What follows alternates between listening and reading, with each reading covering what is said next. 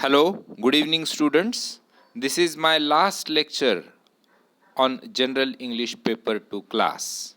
And today I am going to talk on the last short story in your syllabus in semester 4 entitled Gold from the Grave.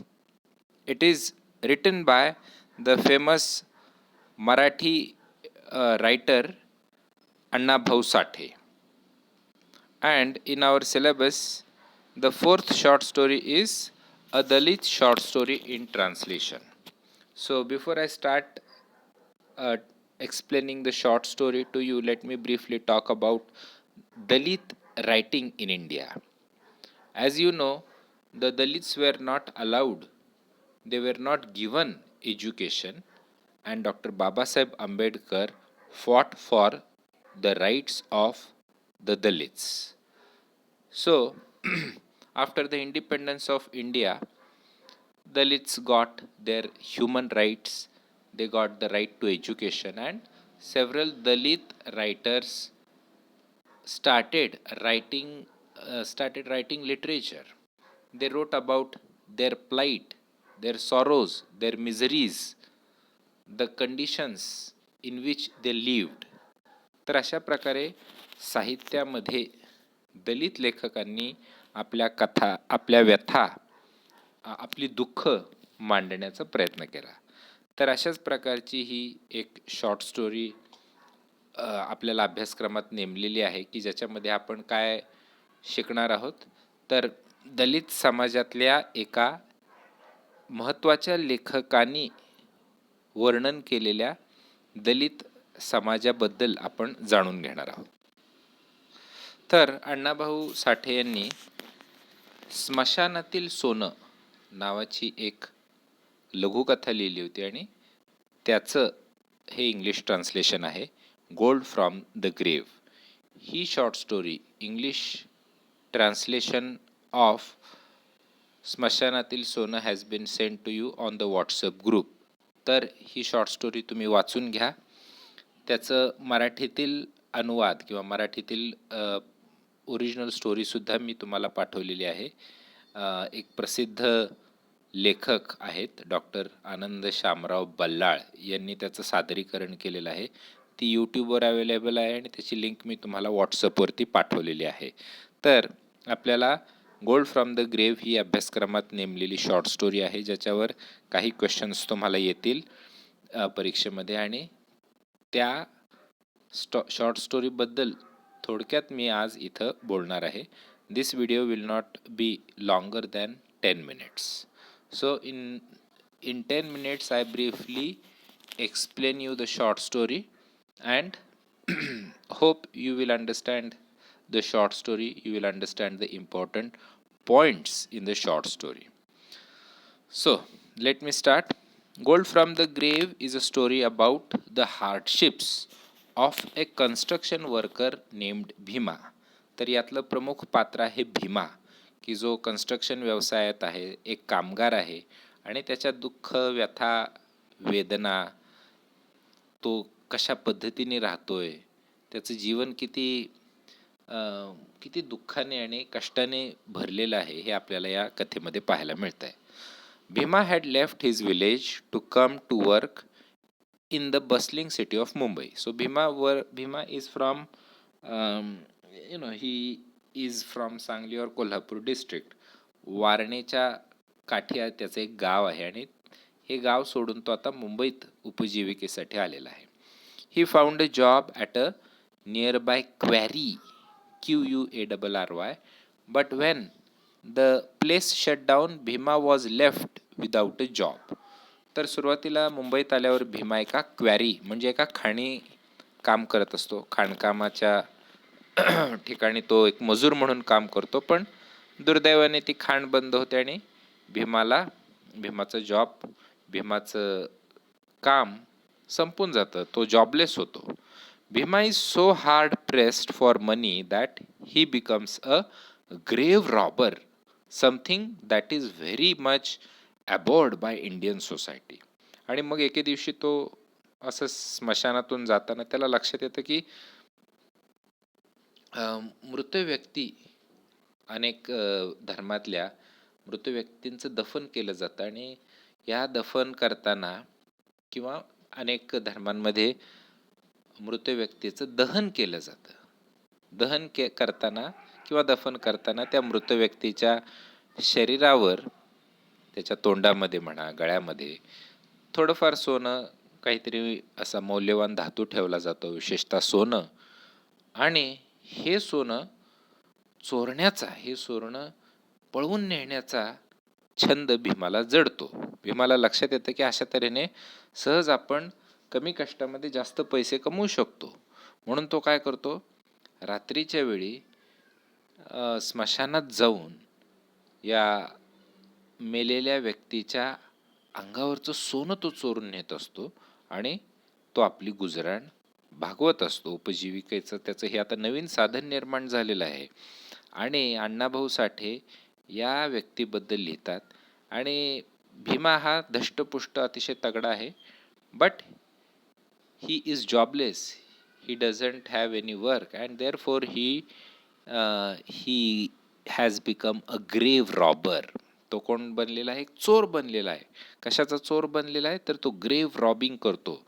तो स्मशानात जाऊन तिथलं सोनं चोरतो. म्हणून originally या कथेचं नाव आहे स्मशानातील सोनं. This story echoes the woes of the working class in the slums of Mumbai and their struggle to make two ends meet. Annabhau Sathe, who was a prolific Marathi writer of novels and short stories, was a social reformer too. Through this story, he brings out the sad outcome of the desperate Bhima, who had started stealing gold from the dead. तर या परिघाबाहेरच्या लोकांचं जीवन किती अवघड आहे. त्यांना सहजासहजी 2 वेळचं अन्नसुद्धा मिळवणं किती अवघड जातं, हे या कथेतून अण्णाभाऊ साठे आपल्यासमोर मांडतात. की जगण्यासाठी माणसाला काय करावं लागतं, तर जगण्यासाठी काही माणसांना मेलेल्या व्यक्तींच्या अंगावरचं सोनंही चोरायला लागतं, तर त्यांच्या घरात चूल पेटते. So this story is based in the early part of the 20th century in Mumbai, which was then known as Bombay. तर या कथेचं सेटिंग काय आहे, बॉम्बे. ही कथा कुठं घडते, बॉम्बेमध्ये घडते. पूर्वी मुंबईचं नाव बॉम्बे होतं. तर साधारण स्वातंत्र्योत्तर काळामध्ये 1950-60च्या दशकात ही कथा घडते असं आपण इमॅजिन करू. कथेचा काळ काही मांडलेला नाही आहे, कोणत्या काळात घडते, पण soon after the independence. On the other hand, Bhima feels that he is doing nothing wrong by robbing from the dead. He even makes a statement that it is only the rich who should live and the rich who should die, because when they die, they leave behind gold which can be of great use to a poor man. तर कथेमध्ये एका ठिकाणी भीमा काय म्हणतो की फक्त श्रीमंत लोकांनीच मरावं, गरीब लोकांना मरण्याचा कोणताच अधिकार नाही. कारण व्यक्ती जितका श्रीमंत, एखादा श्रीमंत व्यक्ती मेला की त्याच्या अंगावर जास्तीत जास्त सोनं ठेवून त्याचं दहन किंवा दफन केलं जातं. आणि तसं जर, आणि अशा पद्धतीने भीमाला जास्त सोनं मिळतं. म्हणून तो काय करतो, मृत व्यक्तीचं तोंड उघडून तोंडामध्ये अनेकदा सोनं थोडंसं ठेवलं जातं, ते तो चोरण्याचा प्रयत्न करत असतो. गळ्यात काही दागिना असेल तर तो ते तोडून नेतो आणि त्याला या गोष्टीचा अजिबात वाईट वाटत नाही. जगण्यासाठी ही एक आपली कला आहे असं तो मानतो. So he dresses almost like a grim reaper. His weapon to break the bones or open up the mouths of the dead being a pointed crowbar. तर त्याच्याकडे एक क्रोबार आहे, एक छोटी पार आहे किंवा छोटं हत्यार आहे, ज्याच्या साहाय्याने तो काय करतो, त्याला एखाद्या मेलेल्या माणसाचं तोंड तो उघडतो, हाडं तोडतो, फोडतो, त्या मृतदेहाची एक प्रकारे विटंबना करतो आणि तो काय करतो, त्या व्यक्तीच्या अंगावरचं सोनं पळवून नेतो. ते सोनं चोरून नेल्यावर तो बाजारात जाऊन सोनाराला विकतो, त्याचे पैसे करतो आणि ते पैसे घेऊन तो आपल्या कुटुंबाला खाऊ पिऊ घालत असतो. अशा तऱ्हेने या भीमाला त्याचं खाणीतलं काम ज्यावेळी संपतं, खाणीत ज्यावेळी तो मजूर म्हणून कामाला असतो, ते काम दुर्दैवाने बंद पडतं आणि त्याला अशा प्रकारे आपली गुजराण करावी लागते. पण कथेच्या शेवटी काय होतं, या भीमाचा हात एका मेलेल्या व्यक्तीच्या तोंडात अडकतो. त्याच्या हाताची बोटं काय होतात, या मृत व्यक्तीच्या तोंडात अडकतात. भीमा मोठ्या कष्टाने, मोठ्या ताकदीने या मेलेल्या माणसाचं तोंड उघडतो, या आशेने की या माणसाच्या तोंडात सोनं असेल, आणि त्या माणसाच्या तोंडात सोनं असतं. पण ते सोनं काढण्यापूर्वीच या मेलेल्या माणसाचं तोंड बंद होतं, भीमाची बोटं तोंडात अडकतात आणि भीमाची सहजासहजी सुटका होत नाही. दरम्यान त्या स्मशानात काही कोल्हे आलेले असतात. ते कोल्हे या भीमावर हल्ला करतात. या कोल्ह्यांना हुसकून लावण्यासाठी गावातली कुत्री त्यांच्या मागे येतात आणि भीमा अतिशय घाबरलेला असतो. त्याला तिथून पळून जायचं असतं, कारण एकतर कोल्हे हल्ला करतील किंवा गावातल्या लोकांना लक्षात येईल, या मुंबईतल्या लोकांना, की कुणीतरी अशा प्रकारे जो मृत व्यक्तींच्या अंगावरचं सोनं चोरत होता किंवा विटंबना करत होता, तो माणूस त्यांना सापडेल. म्हणून भीमा घाईघाईने तिथून निघून जातो. पण हे करत असताना दुर्दैवाने त्याच्या उजव्या हाताची बोटं तुटतात, मोडतात, आणि अशा तऱ्हेने कथेचा शेवट होतो. तर भीमाचं जीवन अतिशय खडतर आहे. भीमा हा एक दलित व्यक्ती आहे, दलित समाजातील माणूस आहे, की ज्याच्याकडे शिक्षण नाही, उत्पन्नाची कोणतीही साधनं त्याच्याकडे नाही, तो कोणताही व्यवसाय करू शकत नाही, कारण त्याच्याकडे भांडवल नाही. अशी लोक कशा पद्धतीने जगतात, त्यांना किती हाल अपेष्टांना सामोरं जावं लागतं, हे या कथेमध्ये अण्णाभाऊंनी मांडलेलं आहे. तर गोल्ड फ्रॉम द ग्रेव या कथेचा थोडक्यात सारांश मी आत्ता तुमच्यापुढं मांडलेला आहे, आणि तुम्ही ही कथा वाचा. अतिशय सोपी आहे समजायला. याच्यावर काही प्रश्न तुम्हाला नक्की परीक्षेमध्ये येतील. तर 2-3 पानाची ही गोष्ट आहे. त्याची PDF फाईल मी व्हॉट्सअप ग्रुपवरती पाठवलेली आहे. तसंच मराठीसुद्धा, त्याचं मराठी व्हर्जनसुद्धा तुम्हाला व्हॉट्सअपवरती पाठवलेलं आहे. तेही ऐका, तुम्हाला कथा समजेल.